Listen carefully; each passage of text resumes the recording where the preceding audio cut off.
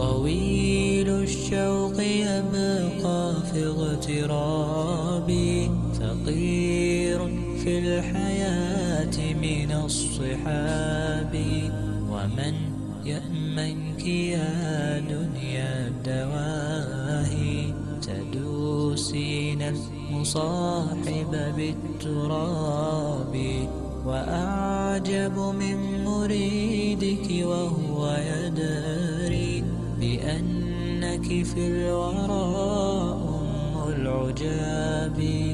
ولولا أن لي معنى جميلا لبعت المكتفين. Assalamu alaikum wa rahmatullahi wa barakatuh. Paix sur ceux qui suivent la guidée. Paix et bénédiction sur le prophète sallallahu alayhi wa sallam, sur ses compagnons, ses amis, sa famille, ainsi que sur tous ceux qui le suivront de bonne foi jusqu'au jour du jugement. Je voudrais faire un message très bref, mais concis mais important, sur un message que j'ai posté sur Facebook, où je voulais démontrer par l'absurde comment petit à petit, dans les familles musulmanes, les coutumes et certains hadiths sélectionnés l'ont emporté en fait sur la parole d'Allah, donc le Coran. Donc je ne vais pas le lire, mais je vais répéter en substance ce que j'ai voulu dire. J'ai pris quelques exemples en disant la chose suivante. Si on devait faire une enquête dans les familles musulmanes, en Belgique, en France, est-ce qu'on trouverait plus de familles ayant une maison à crédit ou ayant un chien à la maison? Point d'interrogation.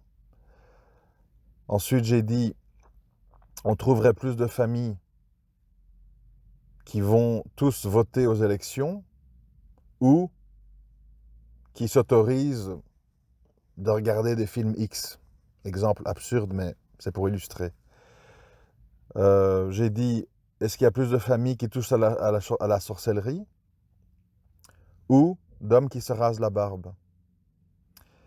Est-ce qu'il y a plus de familles qui envoient leurs filles pubères découvertes dans des écoles mixtes ou des parents qui autorisent ou qui écoutent eux-mêmes de la musique avec leurs enfants? Alors qu'est-ce que je veux démontrer en disant ça? En prenant des exemples, même parfois un peu choquants avec l'exemple du X. J'ai voulu dire dans chacun de ces exemples que la première option est une interdiction coranique et la deuxième option sont plus souvent du bon sens, des coutumes, des hadiths. Et pourtant, c'est la première option qui est majoritaire dans chacune des questions que j'ai dites. Pourquoi? Parce qu'à un moment donné, pour diverses raisons, le Coran est devenu secondaire, est devenu discutable.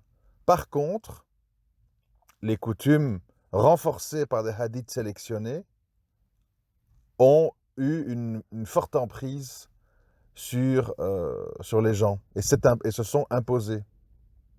Par exemple, faites l'expérience. Regardez autour de vous le nombre de familles musulmanes qui ont un chien à la maison. C'est pratiquement zéro.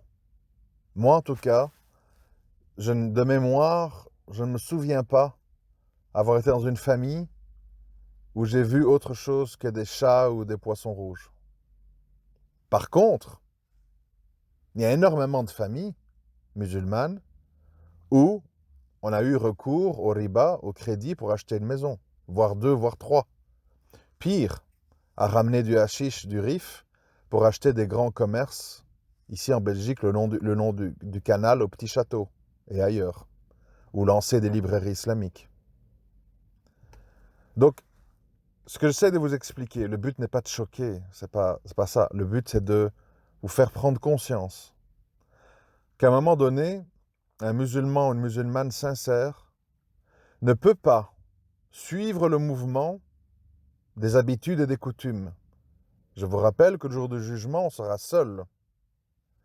Et nous avons l'obligation d'être méfiants et parfois d'être en opposition à nos propres familles si on a la conviction que ce qu'ils prônent est quelque chose qui va en opposition avec notre religion. Et je dis tout ça parce que, en fait, si vous remarquez bien, si vous dites aux gens, votez aux élections, envoyez sa fille découverte à l'école, je ne sais plus tout ce que j'ai dit là, acheter une maison à crédit, euh, etc. Vous allez voir que ce sont des choses qui sont un petit peu normalisées. Oui, mais bon, il y a la fatwa du Conseil européen qui dit que, voilà, Kardawi, le crédit, Hassani Hussein, le truc, c'est pas grave. Oui, mais nos filles, l'éducation, c'est plus important que la pudeur, donc voilà, maslaha, etc. Hein? Je ne rajoute pas ce que je vous ai déjà expliqué en d'autres audios, qu'on les envoie donc à 12-13 ans à l'école découverte au milieu des garçons, et on espère qu'à 30 ans, quand elles ont bien fini leurs études et qu'elles travaillent, elles vont arriver au mariage indemnes, sans ambition, sans caractère bien forgé, adapté à la vie de couple, etc. Donc en fait, tous les dégâts qu'on voit aujourd'hui, les responsabilités sont à rechercher, c'est les parents. Voilà. Euh, la sorcellerie, qui est quelque chose d'ultra dramatique en islam, passible de la peine capitale, est devenu un sujet presque comique. Oui, un marabout à Casablanca m'a donné ça, c'est rien, il a écrit du Coran, je l'ai mis dans une petite boîte sous le lit de mon mari, en dessous de mes enfants pour qu'ils ne soient pas malades, qu'ils trouvent un mari, je sais pas quoi. C'est devenu un sujet très banalisé, presque comique. Voilà, on en parle avec légèreté. Et tous les autres points que je vous ai dit dans mes exemples, le chien à la maison, se raser la barbe, écouter de la musique, etc., ça a été dramatisé. C'est-à-dire, ce sont des trucs très très graves. Oui, la musique, c'est la voix de Satan. Le chien, les anges ne rentrent pas chez toi. La barbe, tu es un dayout, tu ressembles à une femme, bon, etc. Je ne suis pas occupé à dire qu'il faut le faire. Je suis occupé à mettre les choses dans la balance. C'est-à-dire que, très clairement, les coutumes et certains hadiths sélectionnés sont devenus beaucoup plus lourds dans la balance de ce qui choque les musulmans que les interdits coraniques. Et là, il y a quand même matière à réflexion. Et il faut que tous les musulmans et musulmanes se posent les bonnes questions et se disent finalement, est-ce que je suis les coutumes de ma famille, de mon pays, et dans mon cœur, les interdictions coraniques sont plus excusables. Parce qu'on en est là aujourd'hui, hein. Il faut dire la vérité aux gens. On en est vraiment là, euh, au point évidemment que certaines personnes, pas spécialement mauvaises, mais en viennent à devenir rebelles, voire apostasie, parce qu'ils voient cette hypocrisie. Ils voient cette obéissance sélective. Et ils se disent, euh, vous savez, on est dans une époque où les gens sont très en recherche de vérité dans le sens de politiquement incorrect, d'où le succès, Soral, Dieudonné, le rap, etc. Parce que les gens entendent un discours électrisant qu'ils n'entendent pas dans leur mosquée ou dans leur famille. Il faut dire ce qui est. Nous devons être francs. Il faut être franc. Sinon, on ne comprend pas les problèmes. Moi, je suis obligé de le dire. Je suis obligé de le dire. Les discours dans la plupart des mosquées, dans la plupart des durus ou des rappels sur YouTube, sont des discours pontifiants, lénifiants, qui ne stimulent pas intellectuellement un auditeur. C'est malheureux, mais c'est comme ça.